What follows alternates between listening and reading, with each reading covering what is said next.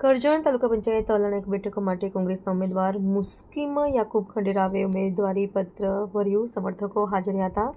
આગામી સ્થાનિક સ્વરાજ્યની ચૂંટણીની જાહેર થઈ ચૂકી છે, ત્યારે બે મુખ્ય પક્ષો કોંગ્રેસ તેમજ ભાજપ દ્વારા તૈયારીઓ શરૂ થઈ ચૂકી છે. સાથે સાથે જિલ્લા પંચાયત કોંગ્રેસ બેઠકો માટે ઉમેદવારીના ફોર્મ ભરવાની પ્રક્રિયા પણ શરૂ થઈ ચૂકી છે. આજરોજ કરજણ તાલુકા વલણ બેઠક ઉમેદવારો મુસ્કીમ યાકુબ ખંડેરાવ સમર્થકો સાથે તાલુકા પંચાયત કચેરી ખાતે આવી પહોંચ્યા હતા. ઉમેદવાર દ્વારા નામાંકન ભરતા પહેલા નવયુવાનોમાં ઉત્સાહ જોવા મળ્યો હતો.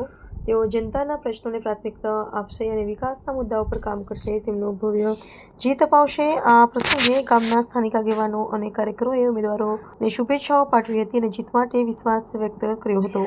કરજણ તાલુકામાં બેઠક માટે રાજકીય ગરમાવો વધતા જઈ રહ્યો છે અને આવનારા દિવસોમાં ચૂંટણી પ્રચાર વધુ તેજ બનવાની શક્યતા છે.